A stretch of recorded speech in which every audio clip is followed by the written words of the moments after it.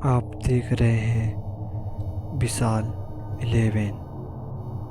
तो चलिए बढ़ते हैं इस कहानी की ओर। समीर और उसका छोटा भाई बीरू अपने मामा के घर से छुट्टियां बिता के घर लौट रहे थे। घर जल्दी पहुंचने की वजह समीर ने जंगल वाले शॉर्टकट से जाने का निर्णय लिया, मगर बीरू उस रास्ते से आने के लिए तैयार ना था, क्योंकि बड़े बूढ़ों से उसने जंगल में चुड़ैल और भूत प्रेत की कहानियाँ सुन रही थी। वह बोला, भैया मैं जंगल के रास्ते नहीं जाऊंगा, क्योंकि वहाँ चुड़ैल का साया है। समीर बोला, क्यों, तू बेकार में डर रहा है? तेरा बड़ा भाई है ना तेरे साथ, और यह भूत प्रेत चुड़ैल कुछ नहीं होता, सिर्फ मन घटन कहानियाँ होती है। और फिर हमें घर जल्दी भी तो पहुँचेंगे किसी तरह। समझा बुझा के समीर ने उसे मना लिया और कार पक्की सड़क छोड़ के जंगल के रास्ते मुड़ ली। तकरीबन 10 मिनट गाड़ी चलाते रहने के बाद उन्हें एक झोपड़ी दिखाई दी, जिसके आंगन में एक बुढ़िया झाड़ू लगा रही थी।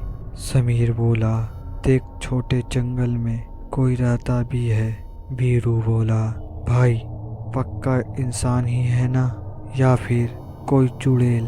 समीर बोला, फट्टू साले, तू कहीं ले जाने के लायक नहीं है, तू सो जा। इतना बोल के समीर उस पे हंसने लगा। आगे चलकर थोड़ी देर बाद उन्हें फिर से वही झोपड़ी दिखाई दी और वही बुढ़िया आंगन में बैठी थी। बीरू बोला, समीर भाई देखो, वही बुढ़िया और झोपड़ी यहाँ फिर से आ गई।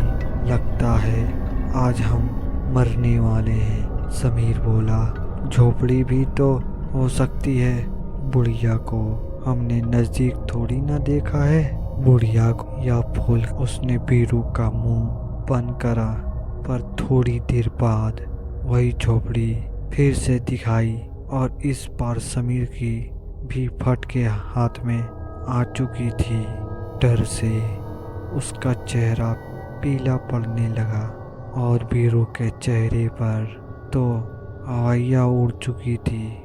समीर बीरू से बोला, मुझे तेरी घड़ी दे। बीरू रोते रोते बोला, क्यों, मरने से पहले मेरी घड़ी लेना चाहते हो? क्या बोला था ना, जंगल के रास्ते मत चलो। समीर बोला, तू सिर्फ घड़ी दे और रोना बंद कर, बाकी मैं संभालता हूँ। बीरू ने घड़ी निकाल के गुस्से में समीर की ओर फेंक दी। समीर ने घड़ी में टाइम देखा, शाम के 5 बज चुके थे। उसने वही घड़ी कार के उस झोपड़ी के नज़दीक रास्ते में एक जगह ही गिरा दी और गाड़ी तेजी से भगाई। थोड़ी देर बाद उन्हें वह झोपड़ी वापस दिखी, पर इस बार बुढ़िया वहाँ नहीं थी। बीरू रोते रोते बोला, भाई अब हम पक्का मरने वाले हैं। समीर कुछ नहीं बोला। झोपड़ी के नज़दीक पहुंचकर उसी जगह उसने गाड़ी रोक दी तो उसे बीरू की घड़ी वहीं पड़ी मिली। उसमें समय हुआ था 5:10। समीर समझ गया था कि वह किसी छलावे के फंदे में फंस गई है। उसने बीरू को घड़ी दी। उसने रोते रोते वह बांध ली। समीर ने उससे कहा कि तू गाड़ी में ही रुक, मैं उस पत्नी से मिलकर आता हूँ, और झोपड़ी की ओर चल दिया। बीरू चिल्ला रहा था, भैया वहाँ मत जाओ, वहाँ तो चुड़ैल है। चुड़ैल। फिर अचानक बीरू के गाल पर एक चमाटा पट पड़ा और आवाज आई, घर आ गया। छोटे उठ जा।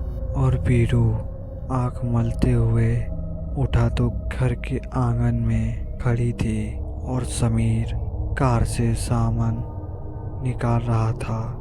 और जब वीरू ने घड़ी में समय देखा तो 5:10 हो रहे थे।